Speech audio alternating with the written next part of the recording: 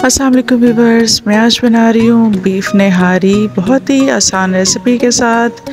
मेरे पास इस time 1.5 kilo गोश्त है। बड़े बड़े पीसेस में निहारी के लिए कट करके रखा था हमने। तकरीबन 1.5 किलो गोश्त है और हड्डियाँ भी हैं, साथ बॉन्स हैं, बॉन मैरो वाली। ये मैंने सब प्रेशर में डाल दी और इसके अंदर तकरीबन 3 लीटर पानी डाला है। आप ज़्यादा भी डाल सकते हैं। अब मैंने इसमें नमक और हल्दी और अदरक लहसुन पेस्ट का 1 चम्मच डाल के इसको जस्ट थोड़ी देर के लिए रखना है कि गोश्त खुल जाए। बहुत फ्रीज़ हुआ है, तो बाकी हम असल रेसिपी इसकी बाद में शुरू करेंगे। ये हमने तकरीबन 20-25 मिनट के लिए गोश्त रखा, हाफ़ डन हो गया। अब हमने गोश्त को पानी से अलग करके रख लिया है और प्रेशर में दोबारा से हमने ऑयल डाला।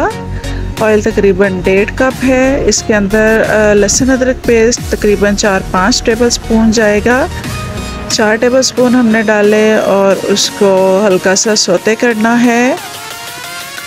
जब लहसुन अदरक सौते हो जाए तो जो बीफ हमने यखनी से अलग किया था, तो बीफ को हमने इसमें डालकर फ्राई करना है।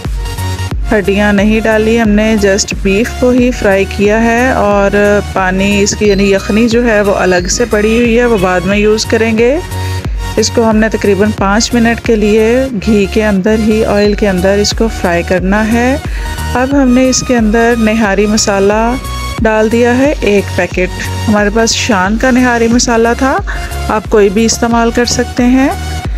और थोड़ा सा पानी का छींटा लगाया है ताकि हम इसको अच्छा सा भून सकें मसालों के साथ। मसाले के साथ हमने अब बीफ को अच्छी तरह से भून लिया है, भून रहे हैं।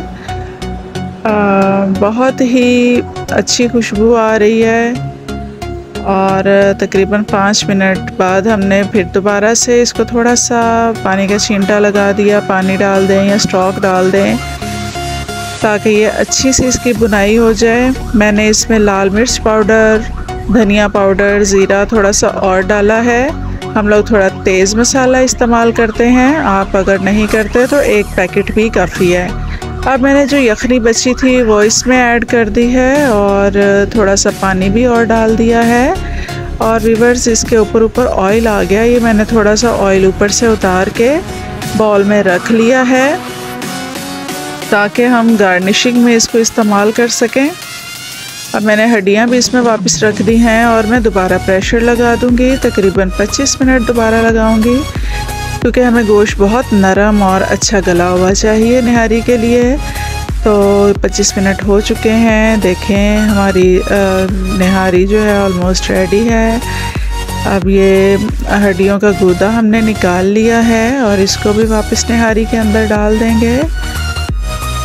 अब इसका शोरबा और पीसेस बिल्कुल रेडी है, सब कुछ बन चुका है। अब बारी है शोरबे को थिक करने की। उसके लिए हमें गंदम का आटा चाहिए। तकरीबन मैंने 1.5 कप आटा लिया है और इसको हल्का सा ड्राई रोस्ट कर लिया है, यानी कि भून लिया है।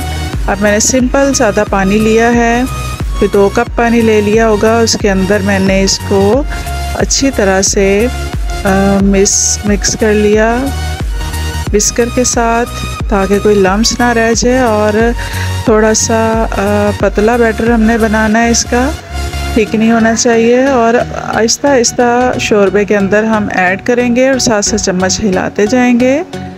आपको जितना थिक पसंद है उसके हिसाब से डालें।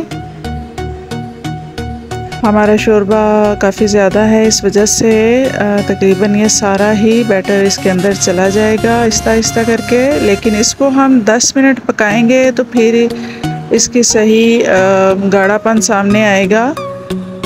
अभी तो थोड़ा सा पतला लग रहा है, लेकिन ये है कि हम 10 मिनट इसको मज़ीद पकाएंगे। पका के उसके बाद ये जो हमने ऑयल उतारा था ऊपर से, वो दोबारा से ऊपर डाल देंगे। अगर आपको ज़्यादा ऑयल नहीं पसंद तो बेशक मत डालें, लेकिन इसके ऊपर तड़का हमने ज़रूर लगाना है। तड़का मैं लगाऊंगी सर्विंग बाउल में निकाल कर, आप ऐसे भी लगा सकते हैं। मैंने इसको सर्विंग बाउल में निकाल लिया।